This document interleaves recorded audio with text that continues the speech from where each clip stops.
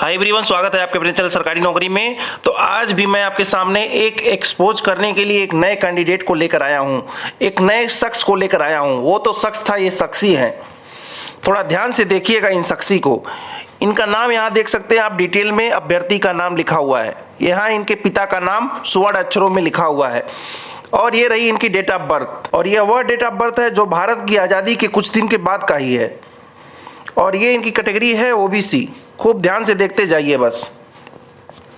ये इनका exam centre है जो कि प्रयागराज में था। अब तक की जितने भी स्कैम वाले डेटा मिले हैं सब के सब प्रयागराज के ही मिले हैं। ये इनका रोल नंबर है, ये भी ध्यान से आप देख सकते हैं। तो आगे देखिए, यह जो महाशयी हैं यह क्या गुल खिलाई हैं। सोशल मीडिया पर लेके जो अफवाह है कि एक महिला है जो 47 वर्ष की है, वह इस सुपर टेट के एग्जाम में काफ़ी ज़्यादा नंबर लाई हैं और यह भी टॉपर की लिस्ट में अपना नाम गिनाई हैं। तो आइए देखते हैं इनके बारे में, विस्तार से जानते हैं। तो सबसे पहले देख सकते हैं यहाँ अवेदी जनपद का नाम प्रयागराज है और इनका नाम यहाँ पे लिखा हुआ है। फादर का नेम लिखा हुआ है, मदर नेम लिखा हुआ है। डेट ऑफ बर्थ आप देख सकते हैं वही पुराना वाला जो भारत की आज़ादी के कुछ दिन के बाद का ही है। काफ़ी संख्या में स्वतंत्रता संग्राम सेनानी इनको जानते ही होंगे जैसा कि इनका उम्र है। दूसरी बात ये देखेंगे, इनकी कैटेगरी के अलावा ये आर्ट साइंस से थी, ना कि साइंस साइड से, और इन्होंने प्राइमरी टेट भी उत्तीर्ण किया हुआ है। तो देखते हैं डिटेल में कितने नंबर से उत्तीर्ण किया हुआ है। यूपी बोर्ड से की हुई हैं और ये 600 में 392 नंबर देखें। और यूपी बोर्ड, फिर इंटरमीडिएट यूपी बोर्ड, फिर 500 में 264 नंबर। अगला है स्नातक का। स्नातक इन्होंने संपूर्णानंद संस्कृत यूनिवर्सिटी बनारस से किया हुआ है 2009 में, और इसमें 2200 में 1319 नंबर ये पाई हुई हैं। यहाँ देखिएगा 1989 में हाई स्कूल की हुई हैं। बहुत सारे लोग इस वैकेंसी में जो शामिल हुए हैं वो तो 1989 में पैदा भी नहीं हुए होंगे, जबकि ये 1989 में हाई स्कूल कर ली थी। तो ये किसी स्वतंत्रता संग्राम सेनानी से कम नहीं है। फिर जो सोशल मीडिया पर अफवाह इस समय चल रही है कि 47 साल की महिला की टॉप ओबीसी कैटेगरी से हैं, तो पिछले वीडियो के एक्सपोजर में मैंने बताया था कि अगर 40 साल की उम्र है, अगर ओबीसी कैटेगरी है तो 5 साल का रिलैक्सेशन मिलता है। काफ़ी लोगों को बस इतना ही पता है कि 3 साल का रिलैक्सेशन है, लेकिन इस वैकेंसी में अगर आप जियो को देखें, अगर आप नोटिफिकेशन को देखें तो 5 साल का रिलैक्सेशन ओबीसी को दिया गया है। यानी कि 45 साल की उम्र वाला कोई भी व्यक्ति इस फॉर्म को अप्लाई कर सकता है। महिला का जो एज है जो 47 साल बताया जा रहा है, देखते हैं इसमें कितना अफवाह है कितना सच है। दूसरी चीज देख लेते हैं, यह एक शिक्षा मित्र है। देखिए यहाँ पे साफ लिखा हुआ है प्रशिक्षण योग्यता 2, शिक्षा मित्र दूरस्थ शिक्षाविद से प्रशिक्षित स्नातक शिक्षा मित्र का द्वितीय बीटीसी वर्ष उत्तीर्ण की हुई हैं। इन्हें 800 में 500 नंबर थ्योरी में और 400 में 353 नंबर प्रैक्टिकल में मिले हैं। कोई आश्चर्य की बात नहीं है। अभी भी इनकी उम्र और डेट ऑफ बर्थ को छोड़ दिया जाए तो कुछ भी अभी अचरज की बातें हाथ नहीं लगी हैं। पहली तो बड़ी अचरज इनके डेट ऑफ बर्थ थी जो कि इनकी उम्र को शो कर रही है। दूसरा अचरज इनका यूपी टेट का 2018 का रिजल्ट, जिसमें इन्होंने 150 में 123 नंबर लाए हैं। का ये आरोप लग रहा था कि सुपर टेट में अगर कोई ज़्यादा नंबर लाया है और टेट में वह बॉर्डर पे है या आसपास है बॉर्डर के, तो वह बिल्कुल घोटाला किया हुआ है। इन्होंने तो अपनी परिभाषा ही बदल दी, सारे आरोप ही निराधार हो गए, क्योंकि ये सुपर टेट में बहुत ही अच्छा नंबर लाई हैं और टेट में भी अच्छा नंबर लाई हैं। इनका कोई नंबर देखते ही समझ जाएगा पढ़ने वाली हैं कि पढ़ाने वाली हैं। तो ये वही महिला हैं जिनका नाम यहाँ पे आप देख सकते हैं, इनके फादर नेम को देख सकते हैं। इनका जो अचरज वाला डेट ऑफ बर्थ है स्वतंत्रता संग्राम सेनानी वाला, वो आप देख सकते हैं कि 5/3/1973 दिया हुआ है, कैटेगरी ओबीसी। और यहाँ पे आप रोल नंबर देख सकते हैं। सबसे अचरज की बात, इनका नंबर देखिए।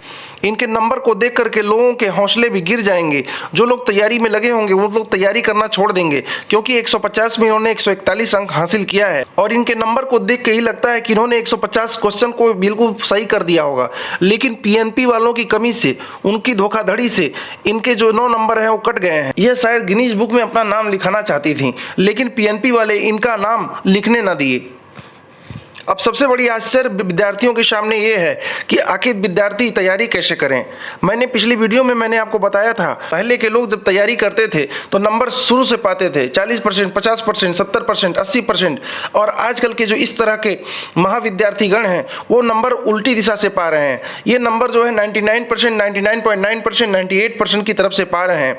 आप ही देख लीजिए, जितने लोग भी नंबर पाए हैं 144, 146, 144, 145, 141, इस तरह से नंबर पाए हुए हैं। अब क्या होगा आगे आने वाली पीढ़ी का, जो लोग शिक्षा विभाग में जाना चाहते हैं, जो लोग अध्यापक बनने की मंशा रखते हैं, वो देख करके उनकी बुद्धि हिल जाएगी कि 150 में अगर 141, 44, 146 नंबर लाने वाले विद्यार्थी भी हैं तो हम लोगों को तो इस भर्ती प्रक्रिया से वैसे ही बाहर हो जाना चाहिए। हम लोगों को तो इसमें फॉर्म अप्लाई नहीं करना चाहिए, क्योंकि 150 में जो 150 नंबर लाएगा उसी का तो होगा। अब इस वैकेंसी में 140, 146 नंबर पा रहे हैं, हो सकता है कि आने वाली वैकेंसियों में कोई 150 से नीचे नंबर ही ना। ऐसा ही चलता रहा तब तो ये लोग पूर्णांक की परिभाषा ही बदल देंगे। 150 में 155 नंबर, 160 नंबर लाएंगे तो उन्हीं लोगों का सिलेक्शन होगा। ऐसा ये लोग परिभाषा बदल दे रहे हैं, पूर्णांक ही चेंज कर दे रहे हैं, पूर्णांक में पूर्णांक पाने का प्रयास कर रहे हैं। आप जानते ही होंगे टेट में जो होता है 5 सब्जेक्ट होता है, और 5 सब्जेक्ट में अगर एक एक 2-2 क्वेश्चन अगर गलती होते चले गए, जैसा कि काफ़ी ज़्यादा होता है, अगर काफ़ी कोई विद्वान है 2-2 क्वेश्चन भी गलती किया हर एक सब्जेक्ट में, तो आप जान सकते हैं कि 10 नंबर तो उसके ऐसे ही चले जाएंगे, जबकि और भी ज़्यादा नंबर जो होते हैं चले जाते हैं।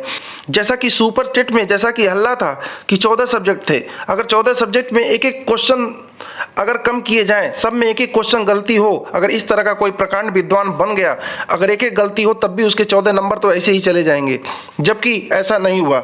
इतने नंबर लाने के पीछे नकल माफियाओं का बहुत बड़ा हाथ लग रहा है, क्योंकि अगर इतनी बड़ी संख्या में लोगों की इतने ज़्यादा नंबर लाए हैं तो इन लोगों का एक बहुत ही बाकायदा अच्छे से इंटरव्यू होना चाहिए, सरकार को इसकी व्यवस्था करनी चाहिए। तो आइए उम्र को लेकर जो अफवाह थी 47 वर्ष की उम्र है इनकी, इसको भी दूर कर लेते हैं। तो 5 मार्च 1973 इनका डेट ऑफ बर्थ है, और जियो यानी कि नोटिफिकेशन के अकॉर्डिंग 1 जुलाई 2018 को इनकी उम्र जो है 45 वर्ष से अधिक नहीं होनी चाहिए। 5 साल जो रिलैक्सेशन इसमें स्पेशली मिला हुआ है ओबीसी को, उसको लेकर के 45 साल छूट मिली है, फिर भी 47 साल की महिला कैसे आ गई? तो इनका अगर डेट ऑफ बर्थ से काउंट किया जाए तो इनकी उम्र 1 जुलाई 2018 को 45 साल 3 महीना 27 दिन थी। अब भी आप आश्चर्य में पड़ जाएंगे, आप कहेंगे 47 साल तो हम मान लेते हैं कि 47 साल इनकी उम्र नहीं है, लेकिन 45 साल 3 महीने 27 दिन, अगर उम्र 45 साल से एक दिन भी ज़्यादा दिखाता तब भी यह इस फॉर्म को अप्लाई नहीं कर पाती। तो 45 साल 3 महीने वाली महिला कैसे इस फॉर्म को अप्लाई कर दी, उसका भी एक आपको प्रमाण दिखाता हूँ कि यह एक अफवाह नहीं, बिल्कुल सच है। बिल्कुल ये फॉर्म को अप्लाई कर सकती हैं। कैसे, देखिए यहाँ पर आप देख सकते हैं कि 1 जुलाई 2018 को अभ्यर्थी की उम्र 21 से 40 साल के बीच होनी चाहिए। काफ़ी सारे ऐसे व्यूअर हैं जो ये बोल रहे हैं कि ओबीसी को 3 साल का ही रिलैक्सेशन मिलता है, लेकिन उनको जानकारी होना चाहिए इस वैकेंसी में ओबीसी को 5 साल का रिलैक्सेशन दिया हुआ है। तो ऐसे इनकी उम्र हो गई 45 वर्ष, फिर भी उम्र इनकी 45 साल 3 महीने हो रही है। तो देखिए यहाँ पे लिखा हुआ है शिक्षा मित्र के मामले में अधिकतम आयु सीमा 60 वर्ष की होगी। खूब ध्यान से देखिए, महिला जो है शिक्षा मित्र हैं, सोशल मीडिया पर अभी अफवाह फैलाया जा रहा है, न्यूज़ में भी अफवाह फैलाया जा रहा है कि महिला शिक्षा मित्र नहीं है, 47 साल की है, कैसे इस फॉर्म को अप्लाई कर दी। उन्हें सच्ची बात की जानकारी होनी चाहिए। यह महिला जो है शिक्षा मित्र हैं और इनकी अधिकतम आयु सीमा 60 वर्ष तक होगी, यानी कि 60 वर्ष तक इस फॉर्म को अप्लाई कर सकती हैं। और सारे व्यूअर अभ्यर्थियों का मांग है कि इस भर्ती प्रक्रिया को तत्काल निरस्त करके, रद्द करके और पूरी भर्ती प्रक्रिया की जांच करनी चाहिए, और जितने भी लोग इस स्कैम में शामिल हैं सबको कम से कम जेल तो होना ही चाहिए। तो अगर आपको इस वीडियो वैकेंसी से लेकर कोई राय है तो आप कमेंट सेक्शन में जरूर लिखें, और इस वीडियो को आप ज़्यादा मात्रा में लाइक करें, शेयर करें, सब्सक्राइब करें। धन्यवाद।